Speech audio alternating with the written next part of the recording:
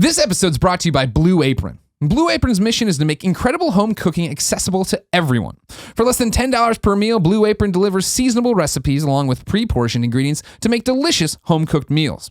Blue Apron knows that when you cook with incredible ingredients, you make incredible meals. So they set the highest quality standards for their community of artisanal suppliers, family-run farms, fisheries, and ranchers. Whether it's Japanese ramen noodles, wild-caught Alaskan salmon, or heirloom tomatoes, Blue Apron is bringing you the best. Check out this week's menu and get your first 3 meals free with free shipping by going to blueapron.com/ILoveYou. We know that you'll love it because I love it. I'm Greg Miller. I've used it. I made the buffalo chicken sandwiches. You've heard me talk about this. You'll love how good it feels and tastes to create incredible home-cooked meals with Blue Apron. So don't wait. That's blueapron.com/ILoveYou. Blue Apron, a better way to cook.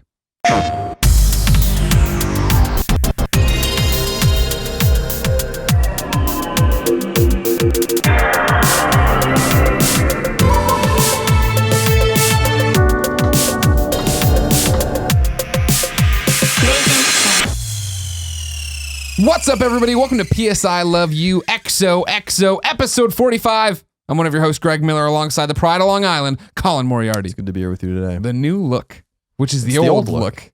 That's a fusion of the new and the old, I would Is say. it? I guess because you got the 5 o'clock shadow now permanently. How, now are you going to keep on top of this the entire time? No, definitely not. You're just going to let the beard go again? Yeah, just let want it do what it has see to. what happens. You know, I went to a barber for the first time in 8 years. Yeah.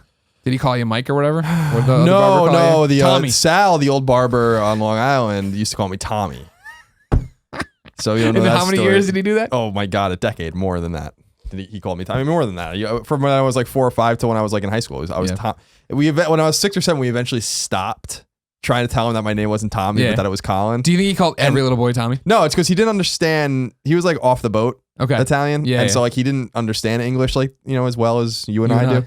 So like it was literally a joke with my family that like this guy for years was just like, hey Tommy, how you doing? And I'm like, yeah, I'm fine. good. You want to Nice cut my man. hair? He was a nice man. Yeah. But yeah, so I went to a barber, told him what I usually do, but was just like, you know, kind of do what you know, your thing. I used to shave my hair really short and stuff like that. So he shaved my beard and my hair all the same, you know, length or whatever. Yeah. And I'm happy with it. It looks good. Thanks. I got to go to Massachusetts in a couple days. So it'll be nice and it'll be nice and warm there. So I'll be, you know, it'll be good for that. But let me tell you really quickly also about, I just took one of those poops that is so life altering in the sense that it's like when the poop comes out, you know, it's supposed to come out, you know, like downward. A snake. Yeah. It's like, it's almost as if the poop is coming out sideways, like perpendicular to your asshole. You know what I mean? So it hurts and you're like, bad. really? It doesn't necessarily hurt. You kind of like it actually a little bit. Not the perpendicular ones I've had. But it's kind of like, it's a little uncomfortable. Oh, yeah, for sure. But you know you're making some good progress. Right. You know? You know that thing where you take a break mid-push? Like, yeah, and you're like, oh God. And then you're like, is it even ready to go? But you're like, why would it have gone this far through the colon to the anus if it wasn't ready to go at this point? So why would it have done that? And you know what? I know some guy out there right now driving some HVAC guy driving to the next job, just shaking his head knowing exactly what it is I'm talking you're about. 100% wrong. Someone's taking one of those dumps right now listening to this. Okay. Just chilling out at work. They tried to take a coffee break. They're in there now, and they're like, I know what this is. They're giggling. Now they're trying not to laugh really loudly and distract all their other coworkers who are just trying to pee or poop in the bathroom. It's like 70% you have to do it, 20%, you know, pain, and 10% pleasure. That's more pleasure than I was expecting out of it. There's the relief afterwards, as always. Colin, what have you been playing? I haven't seen you in a while. Drinking out of that water bottle. What have I been playing? That's a good question. Let me look at my trophies. Okay. I played Batman, the Telltale series, episode 1. I'm a big fan. I'm looking forward to you playing. Are you waiting for them all to come out? Or are you going to play them one by one? Yeah, oh, that's right. That's what I'm playing. Yeah, so I'm probably going to play them all when they come out. Okay. But this is one I really do want to play. So I don't know if I'm going to be able to even wait because it does look good. I saw it at E3. It looks fun. Yeah. I like Batman. I like the Batman. I want to be the Batman. You do like the Batman. Yes. And that's the thing about this game is it really is making your Batman and your Bruce, which I guess is important too. But I mean, obviously, you're always Batman. Bruce is the mask.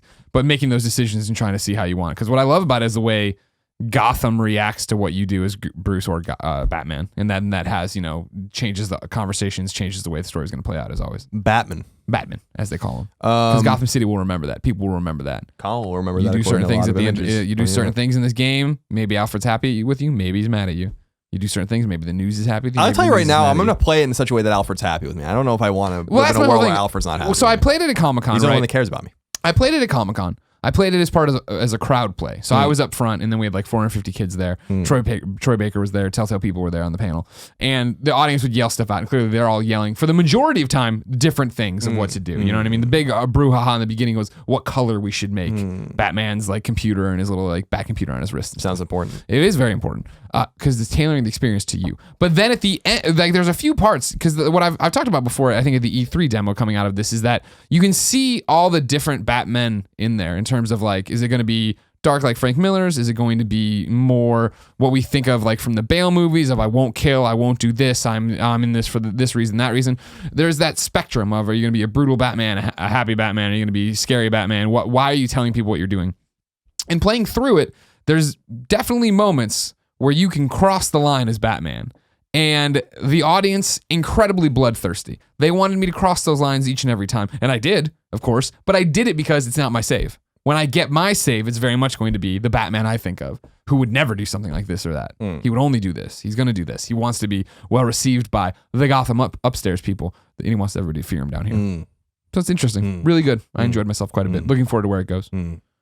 What else have you been playing? Or what have you been playing? I played, got through I Am Setsuna all the way to the end, and I stopped. Oh. There's a lot of endgame stuff, it seems like, and I'm waiting for a trophy guide. I literally don't have time or inclination to search, like spend 30 hours doing this shit, like running around looking for shit. So I just need to know exactly what I need to do, and then I'm going to go fight the boss and beat the game.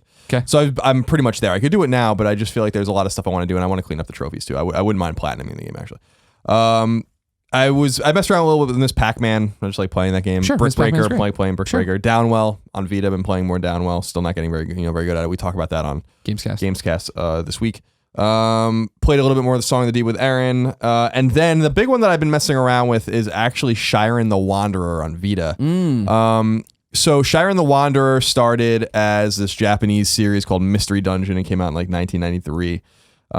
And I don't know that I'm looking around. Yeah, so this is what I thought. So Mystery Dungeon Shiren the Wanderer came to North America in 2008 on Nintendo DS, which I think was the first time it was released here. And then Shiren the Wanderer came to Wii in 2010 in North America. And so Shiren the Wanderer is the Tower of Fortune and Dice of Fate is a Vita game based on a DS game that was then re-released in Japan last year, being published by Axis. And it is apparently, Chunsoft makes these games, and it's apparently the fifth game in the series, but I don't know much about it. So I've been seeing it bounce around. There was like a blog post about it, a PlayStation blog post some time ago. So I saw that it was coming out. Some people were playing it. So I reached out to Axis and asked for a code, and they gave me one. And what do you think so far? It is a extremely, it reminds me a little bit like, and I know that there's games that are better analogs than it, but it reminds me a lot of Azure Dreams, which is a PS1 game by Konami that I really liked, where in that you go into this tower and you're trying to get higher and higher and higher up the tower, and then you eventually retreat. Now in that game, you're like capturing monsters and doing all sorts of shit. You don't do that in this game. But the idea is the same, is that like it's an RPG, you're going into the tower, you're using your level seems to be reset every time you go in, but you're like left with the gear and the items that you found previously, and you're kind of trying to get higher and higher into these various towers to find items. And then so that's basically it. I've only played it for a few hours. It's okay. I mean I don't know that I have much more to say about it right now, but since I'll be traveling, I'm going to probably be dedicating some more time to it. But it's interesting. It's there if you want to support Access or whatever, but I don't think it's anything to necessarily write home about right now. Certainly not the strongest game on Vita.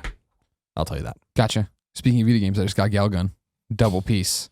I saw that. Really, they took a long time to install on the Vita, which is weird. Who published that little card?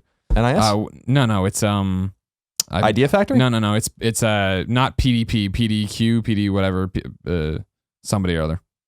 No idea who that is. Yeah, me neither. But here they are. I want to look. Making games.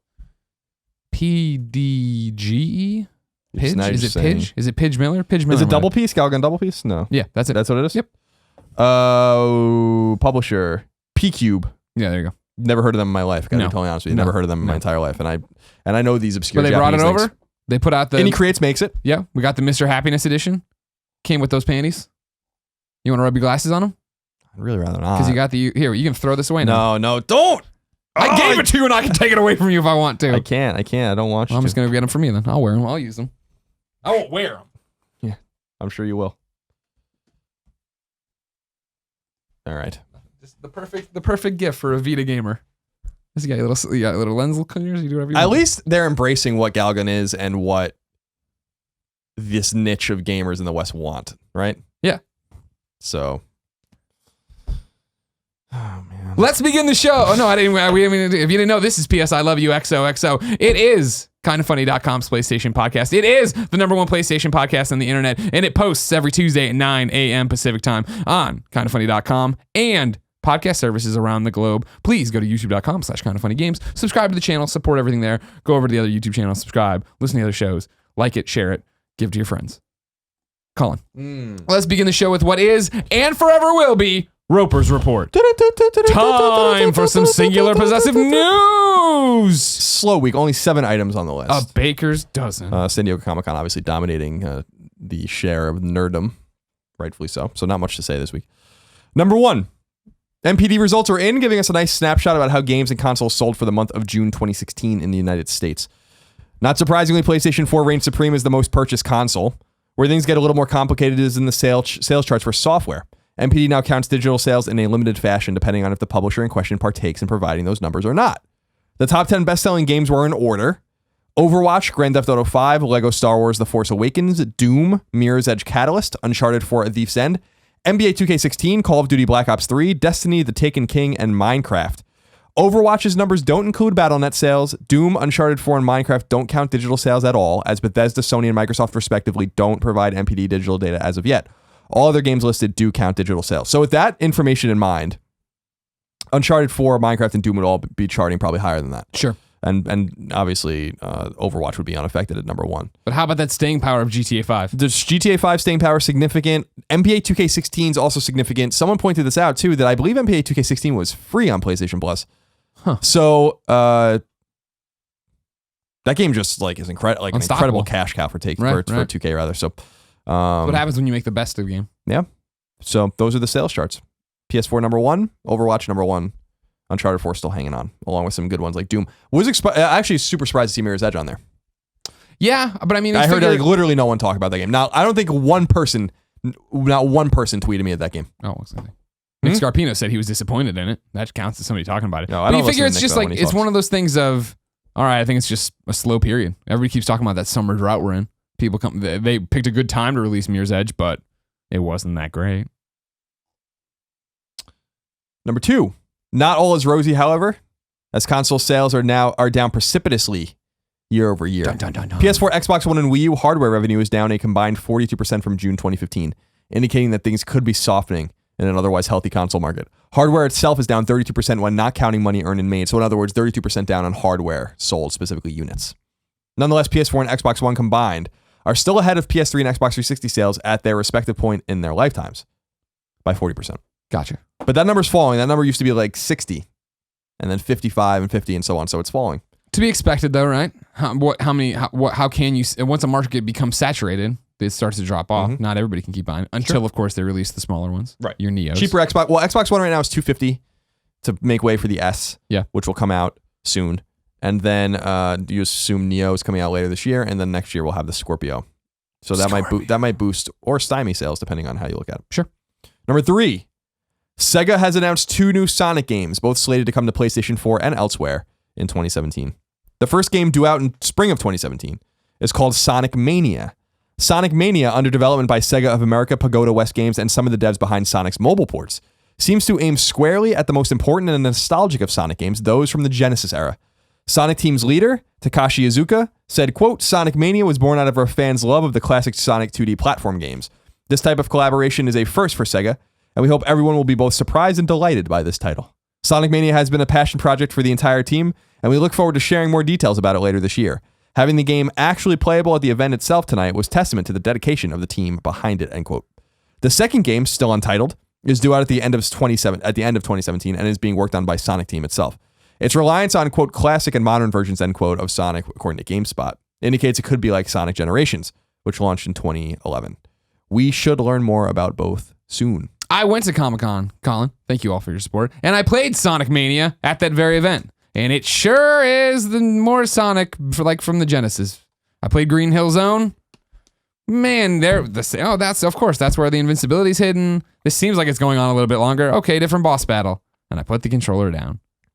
I'll wait. I will wait to see, but it just felt like more Sonic. And it didn't even feel like that different of Sonic. It felt like a director's cut of Green Hill Zone, which maybe is what they're going for. But I've played Green Hill Zone quite a bit. I'm just gonna reserve you know exactly what I want to say, so I'm just not. You even don't like say Sonic, I know. Sonic was never for good, Sonic's 25th anniversary. They should have just killed it. Whoa, or like they did put him in Lego Dimensions because I'm sure it's gonna be great there. Number 4, Gravity Rush 2 finally has a release date. Sony has revealed that the upcoming PlayStation 4 exclusive, the sequel to the popular Vita turned PS4 game, will launch on December 2nd. Pre-ordering the game from specific retailers can net you exclusive DLC, a soundtrack, avatars, and more, depending on when and where you pre-order. An anime called Gravity Rush Overture will bridge the story gap between the two games as well, and more information will be available on that soon. You're stoked for that anime, aren't you? Couldn't give a fuck less. Are you gonna play this game though? No. But I'm stoked for it. I'm gonna play it. No, I just don't care. You know, I just didn't care about Gravity Rush. Like it just was not for me. My concern is that I did care about Gravity Rush. I liked Gravity Rush. I reviewed Gravity Rush. I talked about what a great first step it was for Kat as a superheroine. And I don't know if this is making the leap forward. Playing it, at E3, I was like, ooh, I didn't realize I missed Gravity Rush. I should play Gravity Rush 1. I was like, you know what? This feels too similar to Gravity Rush 1. Sure, I can be lighter or heavier. There's these new attacks or whatever, but it's just like, it's still very much Gravity Rush, and so I don't know if it's going to push it forward beyond that. I think 7.5 I gave it at IGN back in the day. You did. Yeah, people were mad about that. Yeah. I played Gravity Rush for 5 hours or so on Vita. I just was like, I don't know. I don't care about this world. I don't care about this character. I don't care about this gameplay. Just wasn't for me. There was a lot of competition on Vita at the time, of course, for other games to be played. Number 5. Classic all-important first-person action RPG System Shock has been confirmed for release on PlayStation 4 and is due out around the first quarter of 2018. Damn. System Shock, which originally launched in 1994, is being rebuilt and re-released as part of a successful Kickstarter campaign. The game is consequential because Irrational Games made the sequel System Shock 2, which catapulted Ken Levine and his company into the spotlight, culminating with BioShock in 2007. Not to mention that the original game was directed by Doug Church, who worked on Ultima and created the Thief franchise, and produced by Warren Spector of Wing Commander, Ultima, and Deus Ex fame. So a lot of names. And Epic Mickey. And Epic Mickey, of course, is Warren Spector's his coup de grace. Yeah. So I never messed around much with System Shock. Me neither. Game's significant. People are really excited about it. Coming to PS4 is a big deal. Announced well ahead of when it's coming out. Way early. Which is fine. I mean, they had to announce it early for Kickstarter. It sounds like Sony got in bed with them to get this game over to PS4. Not sure about its status on other platforms, on Xbox One specifically. I'm sure it is coming to PC. But it's exciting that it's coming. And again, a game of note. Like Ken Levine was I think the lead designer on the sequel. Irrational worked on that game. Not this one, but the sequel. So there's just a lot of lineage with this game that makes it important to the DNA of gaming. And so I think it's pretty significant that it's coming to PlayStation 4. Indeed. Number 5, Ubisoft is looking for your help with its next Assassin's Creed game, specifically with how its in-game economies work.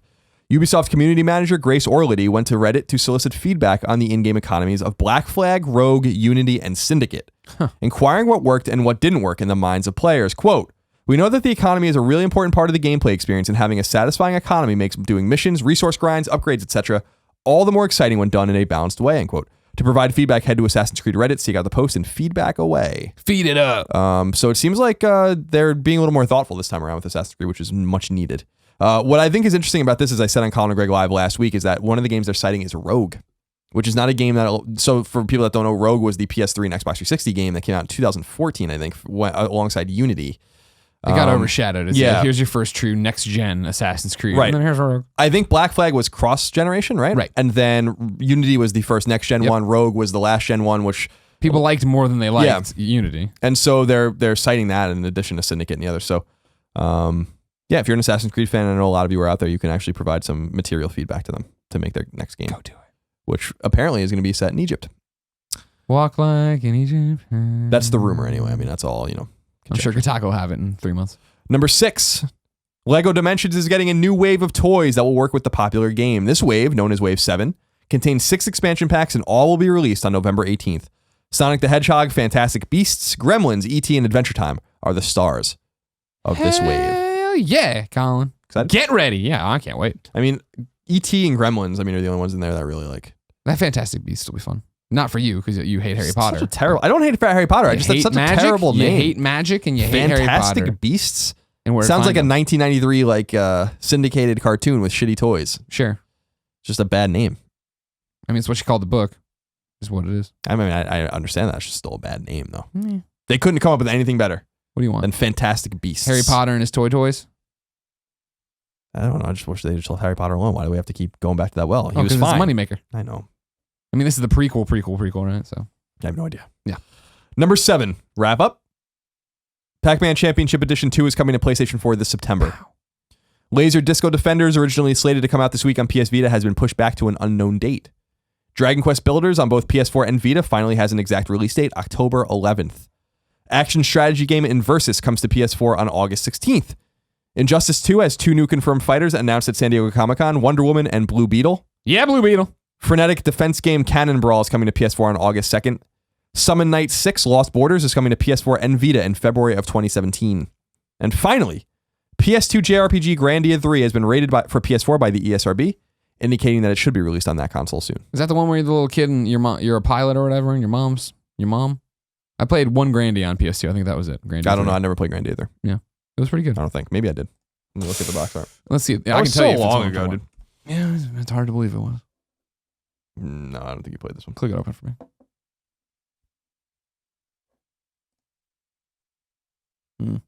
No, yeah, I remember this.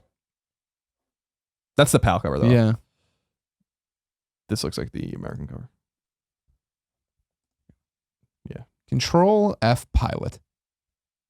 Because I'll see if this is Prickly Pilot Pete. Yep. Okay. Set in a fantasy world where technology has allowed man to fly in magic-powered aircraft, a boy named Yuki is determined to become a great pilot like his idol, the Sky Captain Schmidt. Yep. I do remember this game. Sky Captain Schmidt. Grandia 3, it's back. Get on it. Not very good scores. Metacritic 77. Actually, it's not bad. One Up gave it a B+. That's probably why I bought it. All right. That is it for the brief Roper's report this week. Colin. Yes. You know I'm interested in this Dragon Quest Builders. Minecraft with Dragon Quest. All right, let's see what it's all about. But it's so far out. If I wanted to know what came to Mom and Grop in digital shops, where would I go? You go to the upcoming list of PlayStation 4, PlayStation 3, PlayStation Vita, and sometimes PSP software by the Kind of Funny co-founders. Yeah. AW Phoenix Festa comes to Vita digitally. What the hell is that? Experience the events of the Asterisk War. In this action RPG, play the events of the Asterisk War series. Live the life of hero Ayoto Amagiri and experience Rika Academy and the Phoenix Festa storyline. Players will go through simulated high school experiences while fighting in over-the-top tournaments. All right. Sign me up. Tells you fucking nothing about that game. I love over-the-top fighting tournaments. Among the Sleep comes to PS4 digital. I could have sworn this game was out already. Really? Yeah. That can't be right. Yeah, we've had it forever. I played it last year. Yeah, I feel like I don't know what that is. Is that an accident? I'm not going to read it. Arcade Archives MX5000 comes to PS4 digital. MX5000 is a shooter released by Konami in 1987. Fly the latest fighter aircraft of the Rufanis territory and fight with the Dasalis Empire to stop it from dominating the world. Okay. Blue Rider comes to PS4 digital. Blue Rider is an action-packed game of the shoot-'em-up genre, inspired by old classic arcades with awesome arts, sticky music, and fresh gameplay. Sticky music. I like how it's awesome arts. Chambara comes to PS4 digital. Chambara's color-based stealth mechanic lets you blend completely into parts of the environment. Oh. Hide in plain sight, leap, sneak, and dash with both speed and style. Strike hard and then fade away before your position is revealed. I remember them trying to get on the GDC live show. Some indie devs making that one. Good for them. You said no. Coming out. I think we were no, too busy. sir. They were too late. Dungeon Punks comes to PS4 digital. It says Dungeon Punks is a fast-paced action RPG with a unique tag team fighting system and local player versus player brawl mode. Adventure awaits when you're going solo, playing with friends, or beating each other to a pulp in one of many battle arenas. Many battle arenas. Fairy Fencer F Advent Dark Force comes to PS4 digital and retail. It says long ago a war raged between two powerful deities. Each was sealed away and now fighters... Day-to-days? Day-to-days, right. Each was sealed away and now fighters seek their hidden weapons. By chance, Fang is unwillingly embroiled in the battle and now must choose which deity to awake in this RPG. Poor Fang. He didn't want to be part of this fight, but here he is. He's got to do something. Headlander comes to PS4 digital, hearing very good things about this game. Yeah, we played it. There's a Let's Play up on youtube.com/kindoffunnygames. Got good scores. The embargo was up today. We linked to it yesterday, or last week's show. You are the last known human in the universe, and all that's left of you is a disembodied head.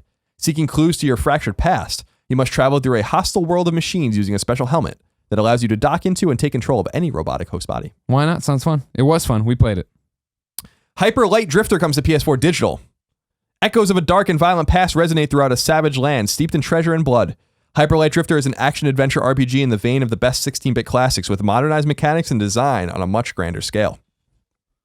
Thoughts on that? Some people. I'm excited about it. Super people are stoked for it. It's been coming forever though. I thought it was coming to Vita, but I guess not. A lot of things were coming to Vita. Then the Ice Age. Mutant Mud Super Challenge. I'm stoked about this game. Comes to PS4 and Vita Digital cross-buy. Here comes the challenge, Mutant Mud Super Challenge. Over 40 levels filled with malicious mutant muds.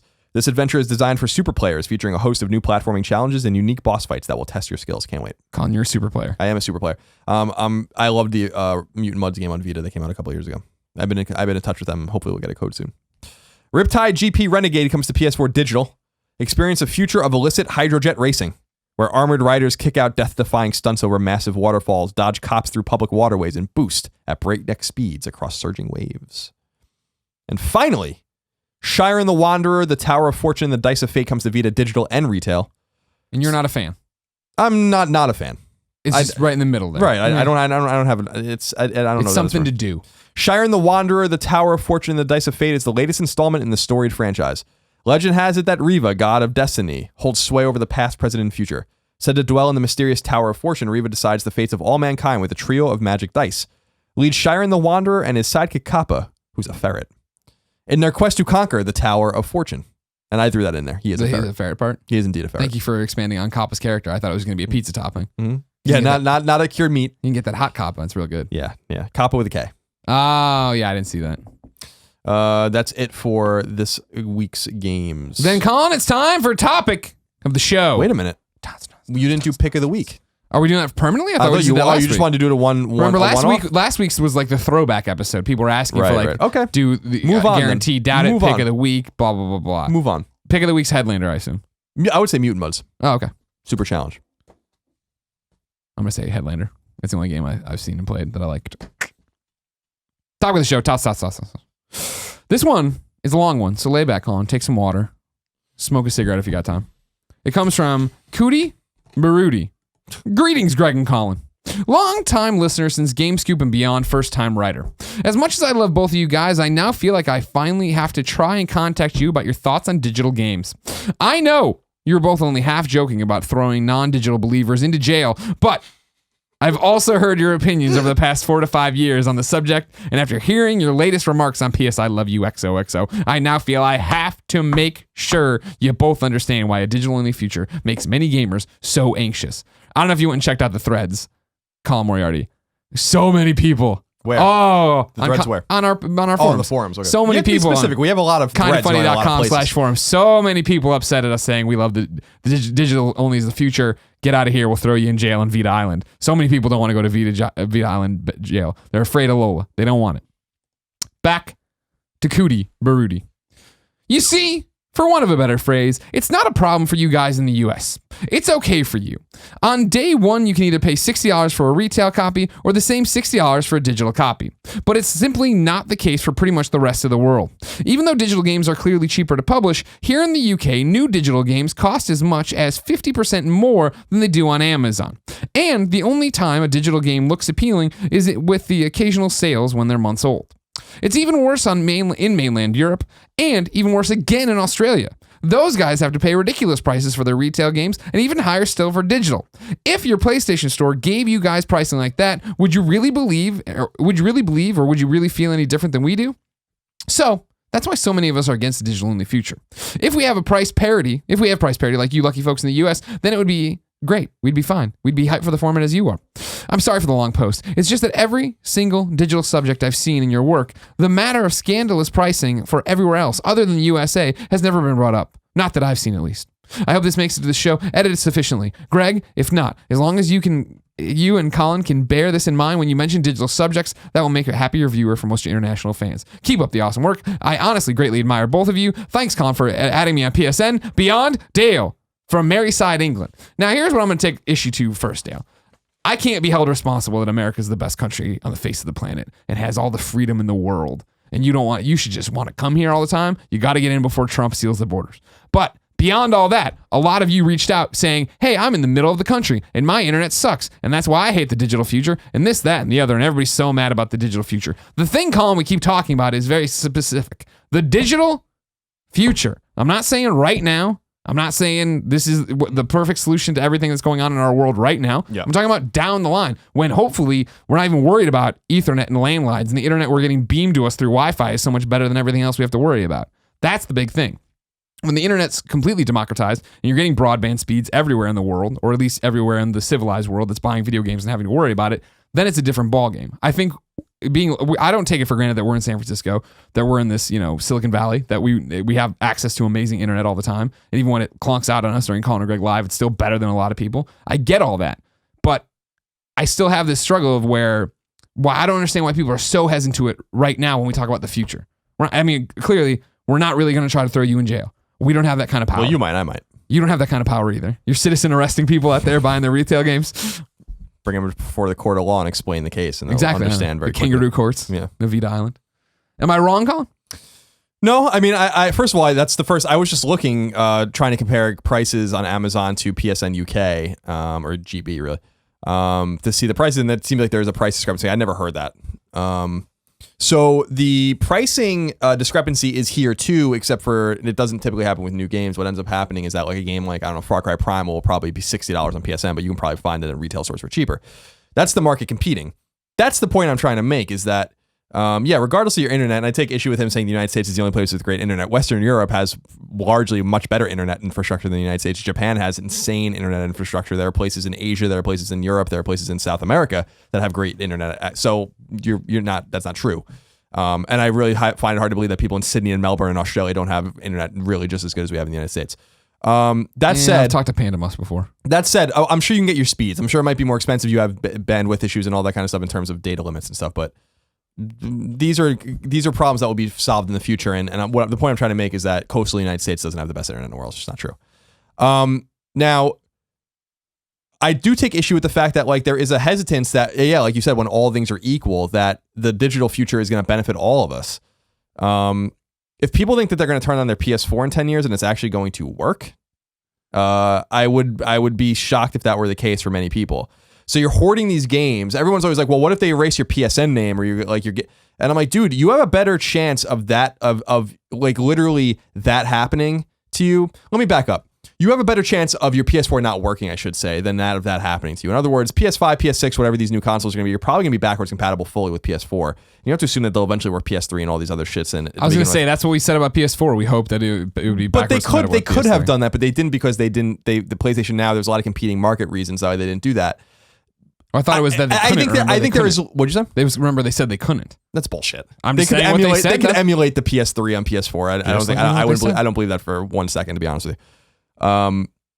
Remember that Microsoft said the same thing about Xbox One, and then they magically made that happen. Yeah. So could the PS4 play PS3 games with the right system? Like if you like laid an emulator over it or something like that, I'm pretty sure it probably could. But that said, I think there's a literally 0% chance that the PS5 isn't backwards compatible with the PS4 digitally, whether or not it is with discs or whatever. So people are like hoarding these discs and hoarding these catalogs of games, and they're like, well, then I can play my PS4 games in 15 years. And I'm like, I don't think so, because you're gonna have fucking hardware problems in 15 years.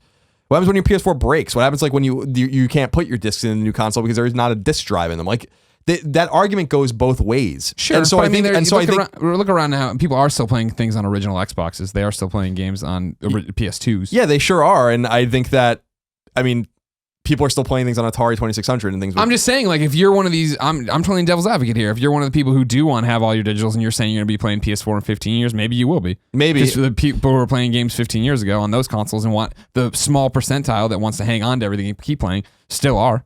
Yeah, but most of those consoles are probably broken, right? Sure, it's going to be hard. It's going to be expensive. You're going to have to try to find ones that work. So I just think that it's somewhat of a nonsensical argument. Like, it makes more sense with games with no moving parts. So, like, or systems with no moving parts, like NES or SNES, cartridge-based games. Yeah. I was reading about this recently, and I think I'm getting the word wrong, but it's something like optical decay or laser decay or something, like where like these things just don't work after a while, even if the unit's in pristine condition, or they tend not to work more than they do work as time passes, because these things are atrophying in some way. So I just think that particular argument, not that he's necessarily making it, but the particular argument that some people make, which is like, I buy the digital game or the physical games and I know I'll be able to play them in 10 years. I'm like, I don't think you're going to be able to play them in 10 years. So like, you're like really going to take out your PS4, which is probably not going to work or not work right, or has a chance of not working. And you're going to plug it in and play, the Order 1886. Like, is that really like what we're all going to be about in 10 years? It just, to me, like, so I understand the argument. I understand his argument. I understand these other arguments, but I still think that like the digital future is inevitable. It's going to make games cheaper. It is going to democratize access to games. And yes, it is contingent on internet working properly. But once the lion's share of the world where the money is really being made for these companies has internet that is working, they're going to pull the trigger on this. Yeah. So that means like North America, Europe, and emerging countries, and Australia, and all these kind of places, Japan. So this is something that I think people should be more eager for, because Sony's not going to just say like, oh, your PS4 games are gone now. They're going to do that to their customers and ruin their entire business. Like, I'm sorry, that's just not going to happen. So, and if it does, that would be shocking. That would be the end of the PlayStation brand. If they were like, you have 100 PSN games on PS4, but you're not gonna be able to play them on PS5. Like, they're not going to do that again. Like, I just can't imagine that they're going to do that again. So, is the argument salient? Is it sound? I don't know. But like, to me, I think it's a somewhat obvious solution to cost problems. Even though games are very cheap right now, it would make them cheaper, and I think that it causes a lot of competition, especially at the AAA space. And I'm telling you, it would be a really exciting time for people to see these publishers really have to compete with each other on price points. Sure. And so I don't see what people's reluctance is in like you said, in the future looking way. That's the I mean, their reluctance is they're locked into the present. They only know the present. And for Dale from Merseyside, England, he only knows the unfair scales he has to deal with every day, I guess, over there in terms of how he buys his games. I think that's the thing that's reach out. I think it'll become Steam, where it's not like that. Where there's the varying spectrum here of pricing, and you can get it here, you can get this. There'll be sales, there'll be this, and that's the whole thing. Like, no one's buying PC games physically. No one. Why isn't anyone that play PC games, which are way more than play console games? Why aren't they complaining? Like, that's what I'm saying. This argument is so antiquated. It's just an antiquated argument. Steam revolutionized the way people access games around the world, not just in the United States, not just in Western Europe. And I don't understand this argument of being like, well, but I can't download games. And I'm like, but the PC gamers have been doing this for like a long time now. Do you think that, and they live like right next door to you? Do you think that this is one of the reasons why console game? I think if you were to talk to the majority of mainstream America about what do you think the most popular platforms to play on are, right? That they would put consoles ahead of PC. That PC to them doesn't even exist anymore. And do you think that's part of the problem in terms of Sony and Microsoft strategies, that they have to be on store shelves to be seen? They have to do this. Sure. They don't want to fade away and become what Steam is, which is a niche.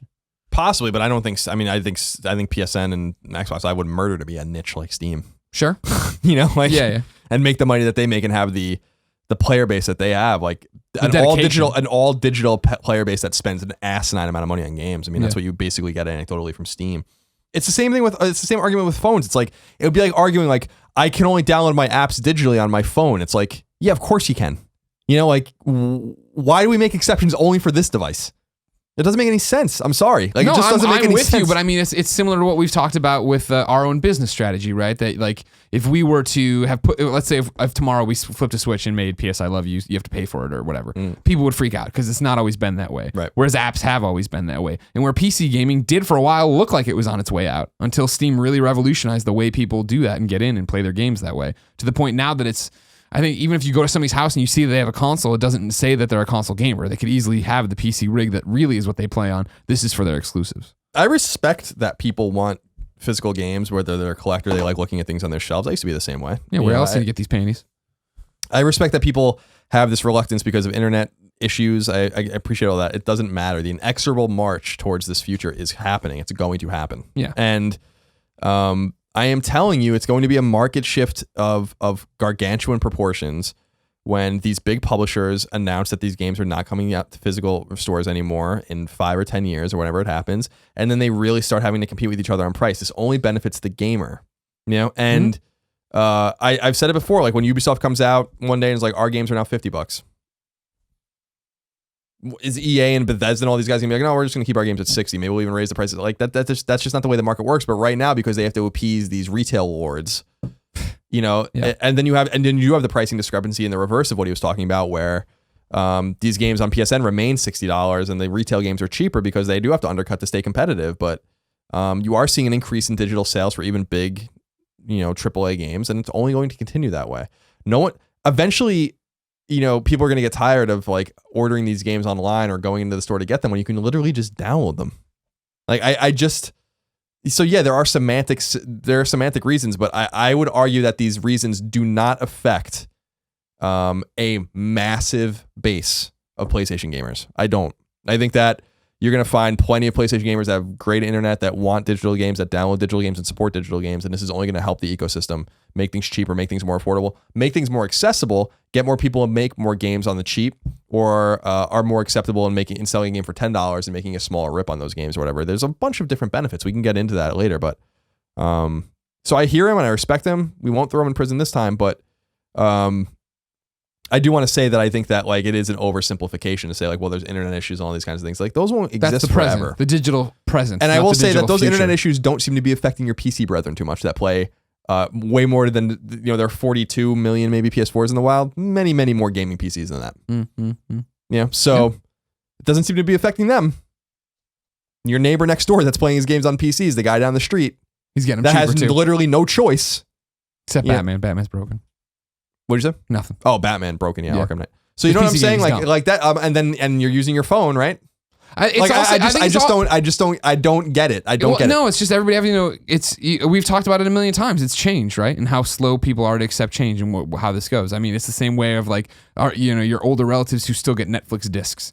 It's once you make the switch, once you realize that this is a way that isn't scamming you, he isn't getting less from you. And like right now, to Dale's point, it's kind of scamming him in terms of like how it works for him and his country. It's not doing that for us. So we are the tip of the sword. We are the ones who are here preaching when there's other people out there and the unwashed masses. Right. And let's be clear that like, yeah, his example is a salient one to me. Yeah. About why it doesn't work right now. But all things being equal, there's no argument for physical. Sure. And I think he's going to see those scales balance where he is as well. So all things aren't equal right now for him. But when all things are equal, I will be interested to hear back from him in the years to come about whether or not he thinks that the scales have tipped. Because I just undeniably, from a convenience factor, from a cost factor, and all those kinds of things. What's the worst thing you have to do? You have to delete a game off your hard drive? Yeah. It's like, okay. Is that really a big deal? By the way, speaking of, but I respect it. A lot of people think we're wrong about this, and that's fine. I will say that I had a weird problem with my PS4 this weekend where I went through and I deleted a bunch of old saves. I had like so many, like pretty much every save I'd ever had. Yeah. From going back to launch. There were like Super Motherload saves and shit. I'm like, I don't need these anymore. And you're not getting back to Super Motherload anytime soon? Got it. That game was fine actually, but the interesting thing there was that my system eventually, I restarted my system and it was like, you have no more memory and you need to free up like room. And I'm like, what the fuck are you talking about? I should have like literally 400 gigabytes. Yeah. And I go in to the accessory that lets you like look at like how your shit's being used. Storage management. Yeah. And it basically is like the amount of storage taken up on the console is the amount of storage you have. Like 115 gigabytes, whatever. And I'm like, what are you talking about? Yeah. So I deleted like Uncharted 4 and all these other things. And then it like started from that baseline going down and letting me play my other games again. Yeah. And I was like, what the fuck? So then I was like looking up things and I tweeted about it. Some people are having the same problem. So if you have this problem, it is a problem that exists. And curiously, everyone had these different solutions. Some people were like, you had to format it. Some people were like, oh, I did this and it fixed it. Mine just fixed itself. I turned on my system 2 days later and it was just fixed. Oh, hey, I'm here. Cool. And I was like, what? Like space. Weird bug. So if you see that, it's just an FYI that it does exist. So it wasn't that you really were out of space, that your saves are taking up this much space. There's no way I could have used all that space up. I've gotten it to where it's like I can't download another game until you delete some stuff. Oh no, I delete shit constantly. I don't need all these games on my PC. I know. I mean, I try to be good about it. Sometimes I get lazy. Plus, I got the automatic download turned on. Every code I'm redeeming is popping it in there. Oh yeah, me too. But I don't download those games. I put them on Vita actually, and then it doesn't happen. Well, so anyway. If I have a choice to put it on Vita or PS4, I'm putting it on Vita, of course. No, I mean I put my codes in Vita for PS4. See, I usually use the web portal and then go over there and just download them. So, because my fear is I put so many games in, I don't know what I have anymore. So I want to make sure I see stuff, jump in, play it, kick it out if I don't like it. Colin, it's time for trophies.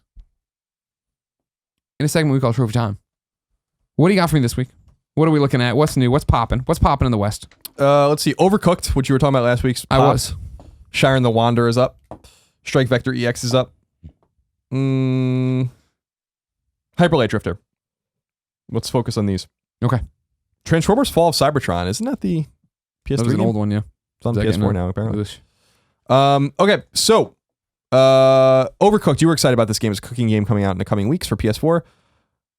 7 bronze, 3 silver, 1 gold, 0 platinum. Fuck this fucking game. The trophies are as follows. Deliver a recipe to the great and terrifying Ever Peckish. Complete Overcooked and save the Onion Kingdom. Complete a kitchen in the Haunted Forest. Complete a kitchen on a pirate ship. Be awarded 3 stars in every kitchen. That's the gold trophy. Okay. Complete a kitchen in low Earth orbit. Complete a kitchen in the underworld, etc., etc., etc. Some pretty interesting icons. You said though. one of the icons is broccoli. Yes. Broccoli. That shit's good. There it is. What is it? Best served cold? Best served cold. Complete a kitchen in the Arctic. Broccoli's popular up there. Strike Vector EX. On PS4, 30 bronze, 6 silver, 4 gold, 1 platinum. Basically, trophies for completing chapters, completing missions under a certain amount of time, reaching a certain level, etc., etc. And there are multiplayer trophies galore in this one, so be wary of that. Beware. Shiren the Wanderer, the Vita game I was just talking about. 46 bronze, 6 silver, 2 gold, 1 platinum. This one's going to be pretty tough. But there are a lot of trophies for completing certain caves or certain areas, for collecting the 3 dice of fate that we discussed in the drop. And then there are some interesting ones here. And so unlocking basically all of the items in the item book, so like unlocking all the arrows, unlocking all of the onigiri, unlocking all the grass, the scrolls, etc. There's a lot of trophies for that. There are some weird ones though. Tomorrow is another day. You consumed a super unlucky seed. Shatter, you tripped and broke a pot. Don't do that. That sounds like Goldfar breaking his foot playing Pokemon Go. Grilled to perfection, you grilled an onigiri. Expired, a peach rotted. I got that one. Should eat it faster. You felt lucky, punk. You got the multiplayer of a sweet nut monster to 1,024 times. So weird things like that. Caught red-handed, you failed a steal attempt. Unlucky, you were defeated by your ally, etc. Hyperlight Drifter is the final one we'll go over. 2 bronze, 9 silver, 8 gold, 1 platinum. Yeah. Bam, bam, bam, bam. 1 shot, gold. Beat the game without dying. Kill 5 enemies with a bomb is a silver. One of the 2 bronze trophies, trick a Dirk to jump off a ledge. Don't give up, you can do it, it says. Don't know what that means. Don't give up. Nothing's easy now, is it? Opening death. Chain dash champion, how many can you get? Diamonds are forever, collect all modules. Shine bright, collect all gear bits. Shine bright like Walk-in a closet, collect all outfits. Hoarder, collect everything. Librarian, collect all tablets. Contender, beat horde mode. Bully, beat all bosses. Masochist, beat New Game Plus. Line them up, hit 4 enemies with 1 railgun shot. Armory, collect all weapons. Natural leader, tame a certain wild creature. Is it a chocobo? The picture's a snail. Oh. Well, the Dash Eternal, perform the ultimate chain dash, and Star Athlete win at the sport of drifters. So a lot of golds and silvers in that one. Okay. And that's it for trophy time this week. In terms of new trophies, Levi Clay, 88, has a question about trophies. Of course, he wrote into kindafunny.com/PSQ, just like you can, to get your question read, and says, hey, Colin and Greg, for a couple of trophy nuts like yourself, this should be an easy one. Or is it? What do you think of the idea of developers being able to code trophies that aren't part of the platinum count? Perhaps even a new tier, though I'd settle for an extra gold. Let me give you an example. I just got the plat for Fallout 4. It was great fun and I really enjoyed my time in the game. I even like the idea of going back to do it again and having to play on Survivor difficulty. But from what I've seen, this mode is so hard that having a trophy for it would make the platinum virtually unobtainable. Having some added quote-unquote super trophies for the hardcore would be awesome, because if I managed to do it, I'd have a new little trophy to share. But I appreciate this could ruin the trophy list for 99% of trophy hunters. What do you think? Cool idea? Any other examples you'd like to see in this? I just need my utterly pointless rewards and sense of achievements in order to motivate me to do anything these days. Thanks, and P.S. I love you, but I think I love hot wings more. Levi in Scotland. It's a good idea. I don't like it being, I like where your head's at, Levi. I think that DLC solves that a lot. I always talk about the Uncharted trophy list for Uncharted 2 and 3, right? Where it was the trophies for the Platinum were try a game of multiplayer, and then to keep you playing multiplayer on the updates, they dropped all these different multiplayer trophies in there. Hit this rank, do this crazy thing, get this many kills. I like that. I like games that add them in that way. I think in a similar way, Lego Dimensions does that, right? Where it's like, all right, you can get the platinum, no problem. And then you get the level packs, or you get whatever, the next thing. The level packs, I guess, are the only ones with extra trophies. Here are the added things, the added percentiles. Batman, when it adds in these challenge maps. I think where it gets dicey is that PlayStation's so rigid, it seems, on what the trophy list at launch has to be. It has to be what's based on the disc, what's based on there.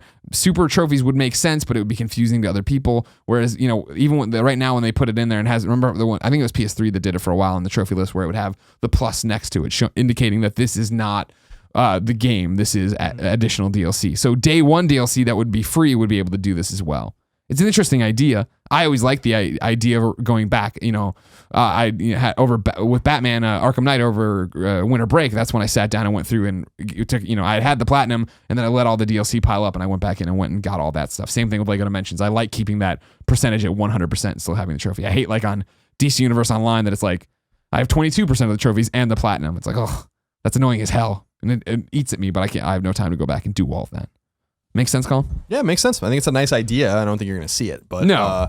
But I think it is a nice idea to have strata of trophies that don't necessarily affect getting the platinum, like you said, with the DLC list, which I think was a nice workaround for them. I thought that they did on PS3 eventually fix the DLC stuff so that it wouldn't reflect the overall number. In other words, yeah, eventually, like I thought so. I think isn't it when you drill into it? So like from the outside you would see it, and then I'm thinking PS4, I guess. Outside, but aren't there like subcharts now? Like if you had like Arkham Knight, aren't there like it's Arkham Knight trophies? But that and then counts it has, as like, my overall thing. It says Arkham Knight, and then when I click into it, like if it's like DC Universe Online that says 22% in the trophy, I click in and the game has the 100% platinum, and then all the DLCs there with the different percentages. Well, I'll take your word for it. Averaged into that. I actually don't play a lot of games that I even have DLC, so sure. So I guess I just don't see that very often. Colin, do you want to jump to reader mail and crush somebody else's dream about trophies? Sure, I love doing that. Reader mail call, blah, blah, blah. No. Marky, 6060, writes into kindoffunny.com/PSQ, just like you can, to get your question read, and says, Colin and Greg, I just got my first platinum trophy on PS4. It was South Park Stick of Truth. Nice. And I had papers scattered all over my game room to keep track of those collectibles and missable trophies. Yeah, those are a pain in the ass. Yeah, I know. My question to Shuhei and game developers: can we have a trophy tracker built into the game or built into the PS4? I know we have the trophy list, but I would love to have a little counter or a notification that tells me if there are any missable trophies or how many collectibles I have left when I enter an area or new part of a game. Would you guys like this feature in your games, and do you think it'll ever happen? Some games do it already. Mm-hmm. Some games are great about tracking how you are on these trophies, what's in this area, where you got to go. The printer ran out of paper. Kevin's got a whole bunch of blue paper out there. God only knows what. So I had burned out paper and I put it in. And this is the first sheet of like, is it going to print on this guy? Of course it's going to print on the side that fucks me over. Never mind. And then has all this double printing on it. But I can read through it because I'm a pro. And then, of course, Xbox has what you're talking about. Remember when I played Quantum Break, we talked about this, that you jump into Xbox achievements and it shows you for every game where you're at on this thing. That's great. Great idea. Is it going to come PlayStation 4? No. Is every developer going to do it? No. Like, this is stuff that the boat sailed on what the PlayStation 4 trophy ecosystem is going to be. Thank God it sinks faster and it works. We always talk about this. Let's not forget about how bad PS3 was. Let's accept what we got here and build on it. Yeah, I do think the one thing he hit on, which I think would be interesting, is if developers had to tell you if a trophy was missable. Yeah. Or timed. I would like that. Put it in parentheses, missable. Yeah. Like, what's the problem with that? Yeah. That way, like, you could just go, like, I just go in with this fear of God when I go into these games sometimes, especially because we get them before they come out often, and so there's no information where I'm like, are there missable trophies? Should I be scared of this? I mean, this is what but on the other end, it's like, this is what happened with I Am Setsuna and why I won't beat it yet, because I just know that there's all this shit I'm going to miss, and I'm just not going to fucking run around like I'm 12 years old again, spending hours and hours and hours looking for shit that's not there. Yeah. I'm just waiting now for someone else to do it for me. Sure, of course. So... But the problem is sometimes I do that where I'm going to wait and then I never get back to it. I feel bad. But yeah. I'll beat I Am Setsuna. I like it a lot. I know you beat the game. Yeah.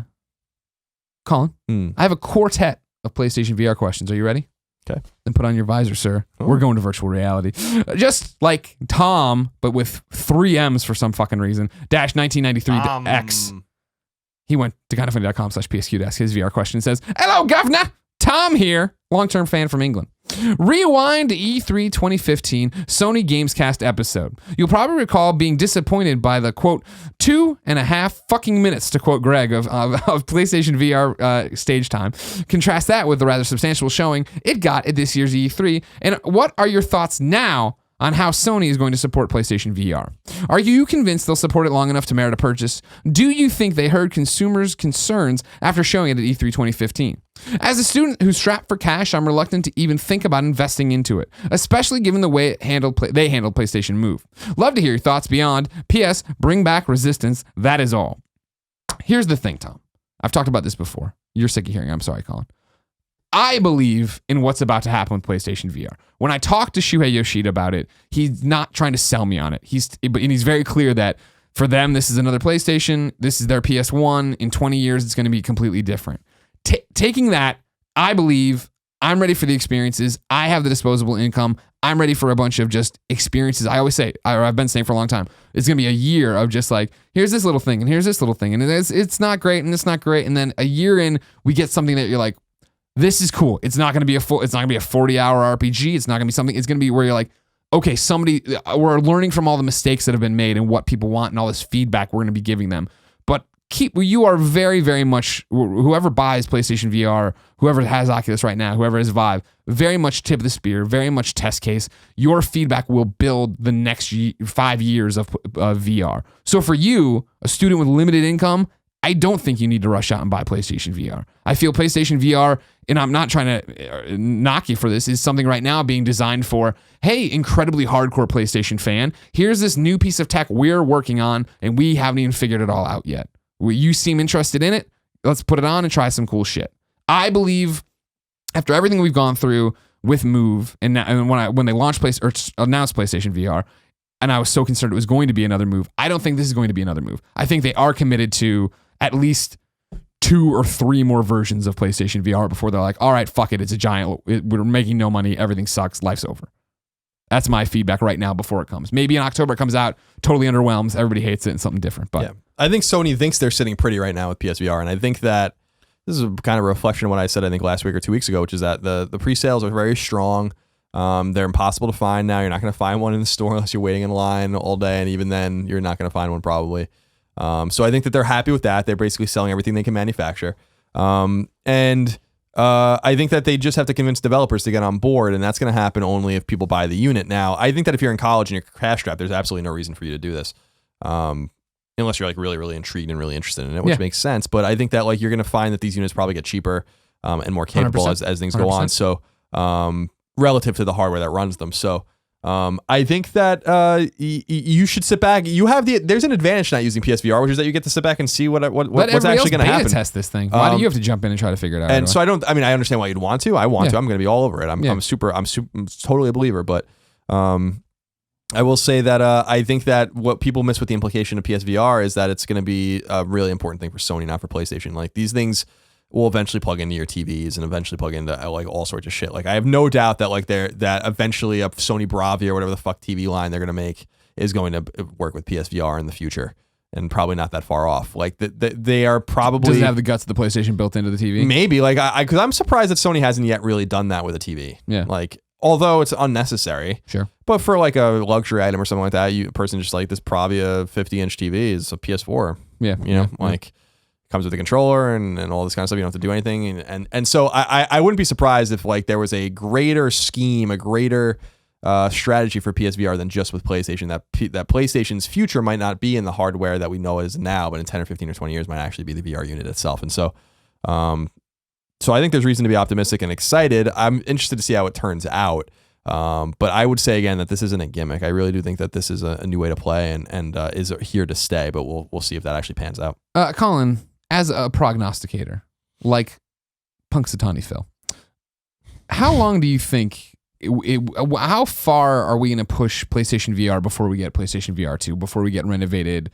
Visor, a whole new setup. Probably the new console. You have to assume that. So? Yeah, I think that you have to assume that there has to be some sort of hypothesis within Sony that if PSVR does well, that the new PlayStation might require it in some way or work very intimately with the next version of it. So that like if PlayStation 5 came out in 2019 or something like that you can buy the console by itself with the controller and play things standard, but it is very intimately intertwined with PSVR 2 or PSVR 3 at that time, Mark 2, Mark 3, whatever they're going to call it. Yeah. I do think that Sony was shrewd in getting involved in this. See, this is what I've said before, so I hate to reiterate, but for people that didn't hear, Sony's strategy with PSVR to me is high risk, high reward, as opposed to Microsoft's foray with Oculus, which is low risk, low reward. They have nothing to lose and very little to actually gain because they don't even own the fucking hardware at all. So it's basically just a way to play PSVR on Xbox One, or VR rather on Xbox One. Sony invested in something shrewdly, I think, proprietary that I think is going to pay off for them because there's only a few players and there's really only 2 players that have the means and the kind of the credibility with gamers and the incredible amount of capital that is necessary to do something like this. And you can look at Samsung and these other companies that what they're doing, and that's fine. But Sony has credibility with gamers. They have credibility in electronics. They have they're an old company with market value and all those kinds of things.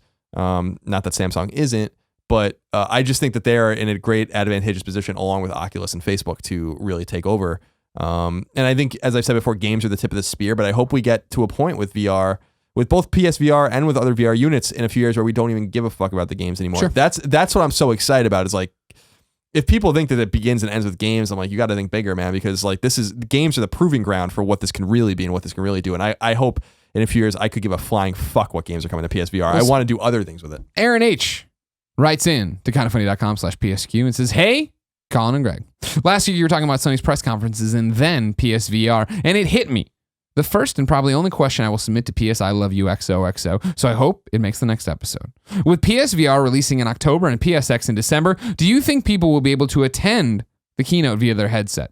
I don't know exactly how it would work, but it would be awesome for those who can't go. Keep up the good work, Aaron. If they aren't doing that, what a fucking missed opportunity. Come on, there has to be a live from a PlayStation VR live app or whatever you want to call it on the cross media bar or whatever you call that now, your live area space, where you jump in, you go, and yes, there are incredibly special events. There's E3, and it'll be the whole thing of like, how do you make that cool? I don't know. That's not my job, but the ability to have the PSX press conference and have front row center, here's a 360 camera, one behind Shu or whoever's talking on the stage, so you can actually live while you're watching, click the circle button and cycle views, and all of a sudden, you want to see what Adam Boyes is talking about, or not Adam Boyes anymore. Oh, that's heartbreaking. You want to see what Gio Corsi's talking about when he's talking about the next 15 Vita games. You pop and suddenly you're behind him and you get to see what it's like. You get to feel what it's like to be on a stage. That's amazing. And that's like what you're talking about, where VR is getting in or trying to get in right now through gaming, but the opportunities to jump around to go see a live concert, to go see all these different things. We had this conversation, I think, on this show about like, how rad would it be if the PlayStation Theater in New York, the whole hook to it was that we have PlayStation VR setups here all the time. So you can buy a ticket to come see Weezer or 311 or whoever's playing. Oh, getting excited there. I'm seeing Weezer this weekend, so I'm getting choked up already. I think that I think that's what I'm saying. For me, the music implication is the most exciting, along with maybe science related stuff as well. Oh, sure. As I've said before, I think that like it would be amazing if when NASA goes to Mars or SpaceX goes to Mars in the next decade or two, that they bring these things with them and they just plop them down on Mars and they're like, all right, like put on your headset. Yeah. And like, here you are. We traveled all of this distance and you can just do it with your headset. It's way more exciting than playing a video game, I hate to tell you. So that's why I think like while the implication of the games that we love and we play are what they are and they're never going to change, that's always going to be what a video game is, VR has greater implications, and we should take a lot of pride in the fact that we are the tip of the spear in proving that this can work for the world. Digital tourism, adventures in science that you can take, learning, visiting people and seeing people. Eliminating the distance between people you love and you want to see more than even cell phones and the internet has already done. Like, the implications are so much more exciting than video games. That's why I think PSVR is worth getting in early on. And I think in decades from now, we're going to be talking about the very primitive, very 100% laughable PSVR experience. But right now it is as high tech as it gets, And that's what's exciting when Shu talks about it being PS1. You think about like what games are now versus what they were in PlayStation 1. That's when you get a real scope of like, oh shit, this could be something amazing. City of Zeus writes in, says, hi guys. What price points would you consider fair for PSVR games? Should it be a wide variety depending how long the games last, or one set price? At what point do you say no and refuse to buy? No way. I think that you're going to see nothing cheaper than maybe $19.99. I think, see, the problem... I want it to be a sliding... I want it to be a scale. I want it to be a spectrum. I want them to embrace this. But you have got to understand, and this is I think, going to be the complicated thing for software sales on PSVR, is that these guys aren't pushing volume. In fact, like they've dedicated themselves to this platform that has a very limited reach of maybe a few million people in its first year or year and a half. So they're going to have to make money back. Either Sony's going to have to pay them or the game's going to have to be more expensive. So I would not... and I've said this before, what I get really excited about, technical issues aside, is the idea of big publishers selling patches for $10 or $15 or $20 that are like, this game now works with PSVR entirely. Like the perspective change, we've gone in and fixed things, there's new UI. And sure, but there's this additional mode. It's what you figure Volume's doing, even though they're not charging for it. Right. It's what they're doing with the new Tomb Raider deal, where it's like, all right, cool, we explore the manor, and if you're playing on PlayStation VR, you can do it. Now, granted, again, not exactly what you're saying, but taking a game that exists and building on it. Yeah, so I think that there's going to be a lot of different things. I'm concerned that the metric of success for, let's look at it this way. There were 40 million PS4s in the wild when Uncharted 4 came out, and it sold like 2 million copies in its first week. So that's great, and I'm sure it sold millions more since then. But let's assume that like 1 in 8 PS4 gamers has Uncharted 4. That's like the marquee PlayStation game, right? Yeah. 1 in 8. Let's say 1 in 7, to be generous. 1 in 7 PlayStation 4 gamers bought Uncharted, the marquee, most anticipated PlayStation 4 game. Now, whittle those numbers down on PSVR to a million, 2 million people, and the marquee title is going to sell a couple 100,000 units, maybe. Yeah, maybe. And like you have to, so like these guys either have to be in it for the long haul and willing to eat it, or they're going to be charging more for their games. And so that's why I think Sony has been eerily quiet about how much these games are going to cost. Well, we have a few. So you figure Batman VR, $20. And now I have to jump to pounds here because this is what I have. But this is the UK PlayStation Store that's posted these. PlayStation VR Worlds is $34.99. Riggs in is, pounds. Yeah. So that's going to be like $50. Riggs is $54.99. So that's going to be $60. Tumble that VR. actually is way more than $60. Tumble VR is $7.99. Until Dawn Rush of Blood is $15.99. Yeah, so and those are all in pounds, right? Yeah. Yeah, so those are all pretty extreme numbers. I mean, if the 54 pounds for Riggs translates, that's like $75. Now, is the game worth $75? I don't think they're going to charge more than $60 for it, but what I'm saying is that I think they are being a little. I think that there's a lot of skepticism, rightfully so, about the price point because we just don't know what people need to make back to make this worth their while. That's the problem. Is that I hate to say it like this because I think that it's not. It is free market capitalism. It's the way it works. But for us, there's going to be a payoff for us really dedicating actual capital to this as individual gamers because. If we all remain skeptical and none of us play it, none of us buy it, then we get nowhere with it. It's unfortunate that like we some of us have to just swallow shit basically and buy these games and do it in order to send the message that we want wave 2 this. and wave 3 and wave 4 of these games. Yeah, it's a tough position to be in. You know, it's the similar argument we made failed to make really with Vita. So yeah, I'll be interested to see how these games translate. But 54 pounds for Riggs is a lot of money. Yeah, it's a lot of money. I could have sworn that there was an American price for Riggs, but I couldn't find it in the 2 seconds I Googled around for it. I thought it was 50, but don't quote me on that. Next and final PlayStation VR question comes from Monkey, who says, hello, Colin and Greg. Hello. With PlayStation VR only a couple months away, I've started thinking about a lot of old games that could possibly work on it. Surprisingly, a lot of Sony's IPs like Colony Wars, Warhawk, Starhawk, and even Jumping Flash almost seem like a perfect fit for the headset. Could they breathe new life into these IPs if they were made exclusively for VR? And what other games could benefit from virtual reality? Colony Wars is an obvious one. Perfect example. Yeah, I mean that's the whole thing. Is like what he's running down, or he or she's running down, makes perfect sense. And you look at something like Rez, where it's like, yep, here's a game that's this. You're going through and you're saying, yeah, Colony Wars makes sense. Warhawk, I don't know about. Starhawk, it's something when you're talking about strategy, that makes a ton of sense. But something old school like Jumping Flash. That's a game I could see. All right, cool. We've taken what you knew about Jumping Flash, made it. It was a quick turnaround. It isn't an intense game. It's not, we're showing you, again, something cool, something that would work with what you know. Parappa the Rapper is a big one for me in PSVR. I'm surprised that I just don't understand what they're doing with that game or with that franchise. I don't get it. Like, I just don't get it. Like, out of all of the IP that they have, that one seems to be most culturally relevant for the time in which it's not existed. Like, I just don't understand what they're doing with Parappa the Rapper. So I think that that is an obvious one. I think you can get away with golf, like everybody's golf. I think you can get away with. I mean, they should be doing. I don't get me wrong. I'm excited to get the new Hot Shots Golf period, but they should be doing a Hot Shots Golf VR game for sure. Like that, because that was one of my favorite demos on the Vive, and just going through doing mini golf, like do a mini golf for Hot Shots. Sure, why not? That is fun and that makes sense and that worked really well for that system. Yeah, I think that these kind of unorthodox franchises do and maybe will live again. I just would like to believe that they would be smart enough to know that Colony Wars and Parappa and some of these other franchises do make sense, and they should be revitalized. Colony Wars has been dormant for a long time too. Colony Wars has been dormant for almost 20 years, so I don't even know if that's even important to bring that back. Is it? I thought there was one that went on PS3, wasn't there? I don't think so. I think there's only 3 on the PS3. I thought Jeff Haynes, I remember playing it on Colony Wars on PS3. I'll wait because I don't want you to miss any questions. Instead, I'll tell you guys, thanks for watching this show. It's a pleasure doing PS I Love You, XOXO for each and every week. Subscribe to the YouTube channels. Remember, there's 2. YouTube.com/kindoffunnygames where we post this. And YouTube.com/ There's only 3. Kind of funny. What am I thinking? Was the classic it must have been put out? I remember Jeff talking about Colony Wars for some reason. I don't know. There was 3 PS1 games. All right. All by Psygnosis, obviously.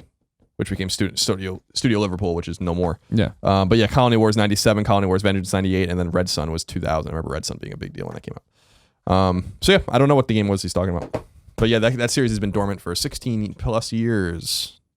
Don't know why. Because people don't care. It's all over. The world gave up. I'm looking here. You're giving me a good beat. Dot, dot, dot, dot, dot, dot. All right. Question 1. Kind of going to parlay into question 2. Chaz wrote in to kindafunny.com/PSQ and says, hey, Colin and Greg, with it being summer drought for not only video games news, but also new releases, what is your favorite type of game to play during this time? It seems like games that came out last summer, like Witcher and Batman, would be the perfect type, but was wondering what you guys think. P.S. Thank you, Colin, for answering my question last week with a short review of I Am Setsuna. I plan to pick it up once I get paid. Yeah, a lot of people talking all of a sudden about the summer drought. Yeah, it's a slow period right now. There's still too many games coming out. I still have too many things in the backlog to play. But what I'm finding is that I'm playing what I want and not worrying about it. I don't feel like I'm falling behind like I was earlier in the year when I was playing something and then 3 other games came out and I never got to play them. Yeah, I mean, this is not a drought. I mean, we don't have droughts anymore. Exactly. The way we used to. Yeah. With the digital platforms, as we just talked about. I mean, not that they're all must-play games or even any of them are, but just talked about like 10 games that are coming out this week. That 10 games would have come out for PlayStation 3 in a summer. Right. In 2007. So... yeah, I don't know. I like to use it to get back, but usually I'm passing by games. I mean, I like these like kind of smaller arcade experiences. I'm just playing whatever I want. Exactly. I'm not trying to be nice. beholden to anything. What's interesting for me is, you and I don't play games the same way. You like to make everything last. I like to play things and get on to the next thing. Song of the Deep is the first game in forever that I'm playing where I'll like play 30 minutes of it and then be like, I could keep going, but I'm gonna stop. And I'm chipping away at that over and over and over again. I'm enjoying doing that game that way because that game does feel like a book to me, the way it's told, the way I experience it. I'm anxious to get to the end, but not to the point where I want to sit down and ruin the experience, where I get frustrated with something or I feel like I'm have to get this done. Sure. I stop it, I go watch something, I watch that Stranger Things or whatever and chill out, do other things. Now, jumping off to the fact that it's a slow period, King Trenty McTeddykins says, hey, Colin and Greg. Now that Rise of the Tomb Raider has been given an official October 11th release date for PS4, how do you guys think it will do this time around? With the game being released smack dab in the middle of all the big releases last year, Fallout 4, Call of Duty, Battlefront, etc., it's clear that it was sent out to die. Do you think that people that waited a year to play it on their PS4 even care anymore about they're picking up with similar big releases only a couple weeks out / prior to its release? We'd love to hear your guys' thoughts. Keep up the good work. I would love Rise of the Tomb Raider right now. I loved Rise of the Tomb Raider on Xbox. I always tell that story of like where I almost stopped playing it because I'd like to get the platinum in it. I don't know if I'll have time when it comes out. I don't know if I'll ever get back to it when it comes out. Rise of the Tomb Raider is a fantastic game, and I would love it right now. I do wonder what this release date of October does to it. Because it does put it up now into right where everything else is running up. We have a million other games to play, a million other games that are brand new, and I don't know how many people are waiting with bated breath for Rise of the Tomb Raider, like they should have. I do think the fact that it has PlayStation VR in it helps it out a lot. In the fact of like, oh, I've heard great things about this game. Maybe I'll get to that part, but I'd rather have something to do with this VR headset I'm picking up. I think it's going to do well.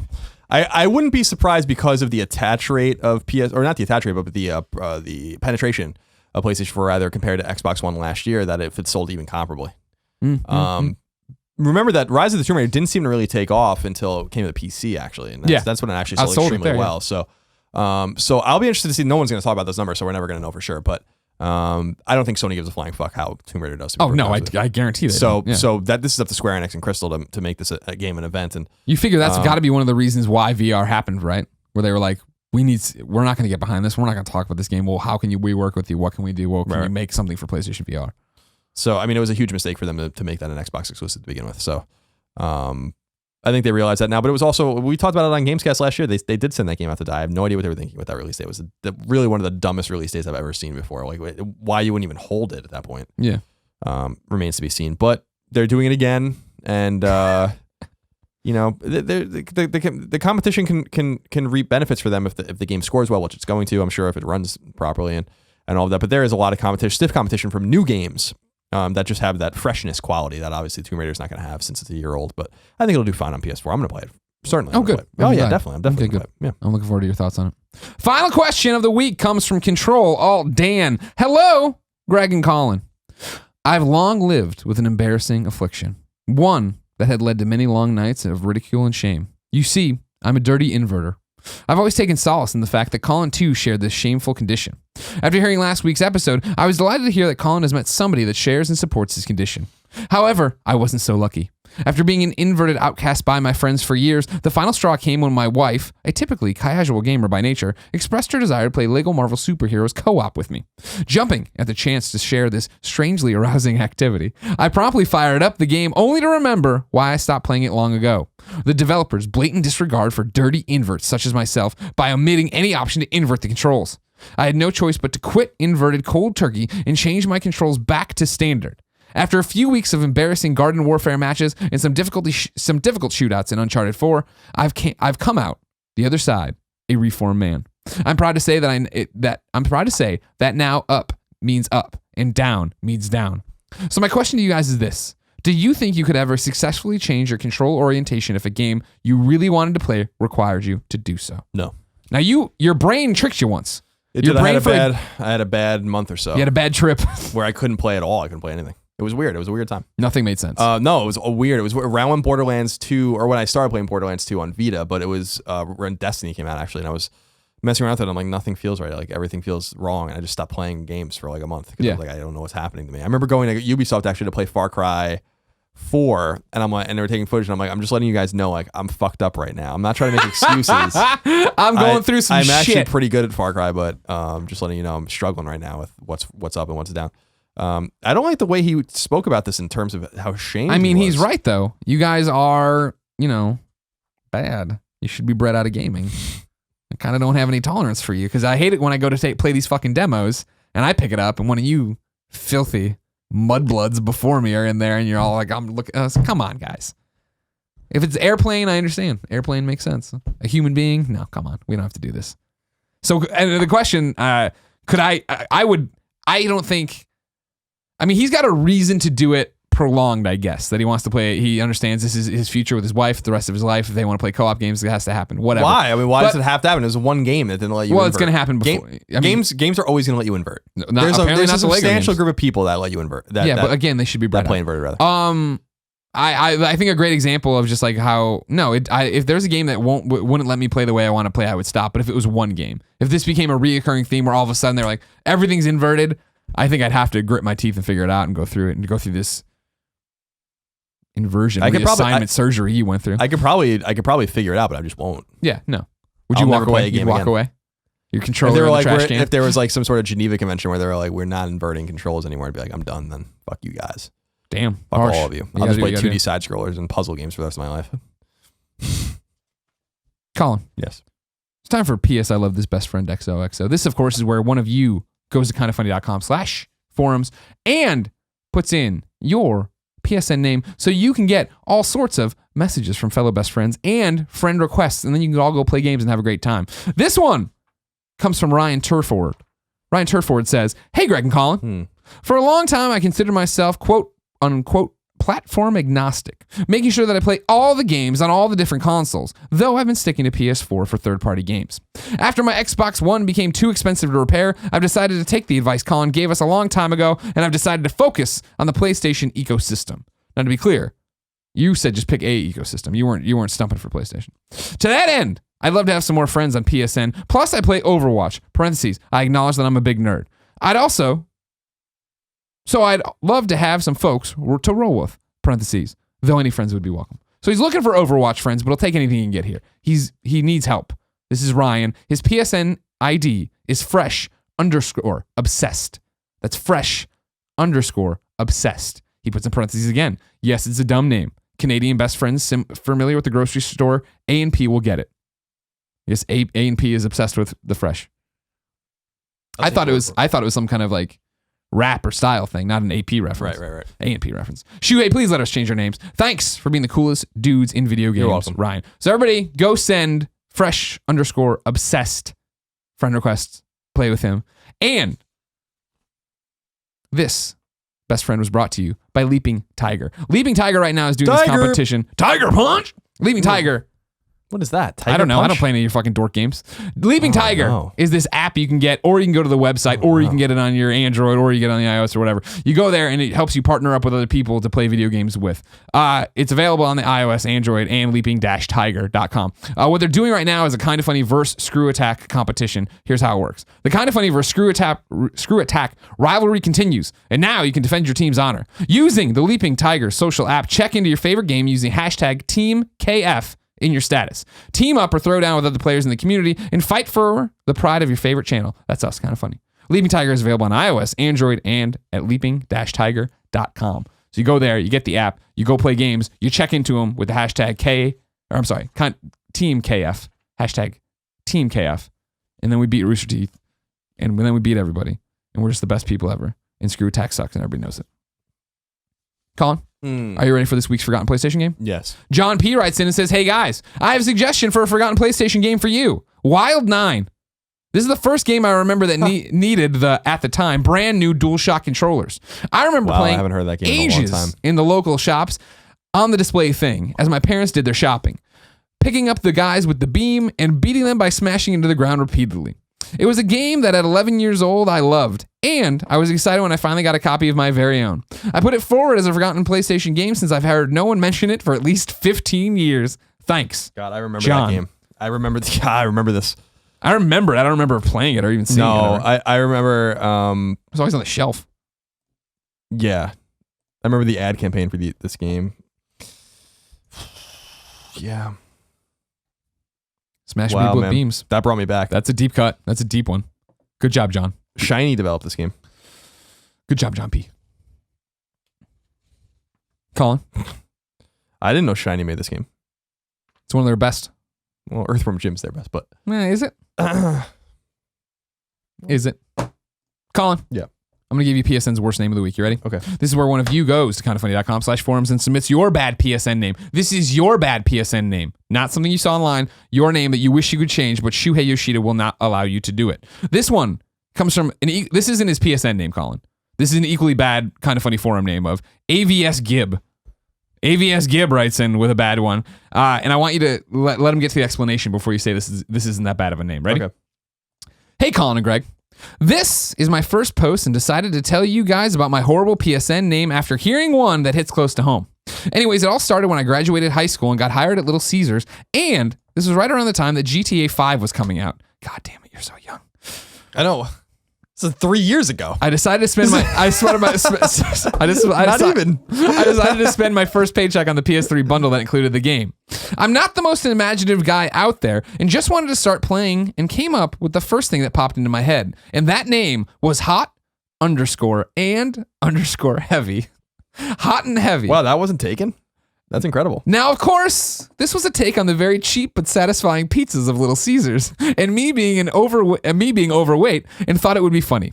Little did I know at the time that the phrase hot and heavy was more erotic than I originally thought, and I've had little success making friends since on the PSN. 3 years later and 40 pounds lighter, I would love to change my PSN name to something that fits me more appropriately today. So please, Shuhei, let us change our names. AVS Gibb. Hot and Heavy. Didn't know it was erotic, thought it was connected only to Little Caesars Pizza. Jesus Christ. Okay. And this happened all of 2.5 years ago. Little Lord. Ladies and gentlemen, this has been PS I Love You XOXO episode 45. Thank you for joining us. Remember, PS I Love You XOXO posts every Tuesday at 9 a.m. on youtube.com/kindoffunnygames. So go subscribe, and iTunes and podcast services around the globe. So make sure you tell your friends, share it all, everybody, put it on your social media. Oh, I don't have that many social media followers. It doesn't matter. Support the show. Put it out. Use the hashtag. Support the show, damn it. We ask so little of you.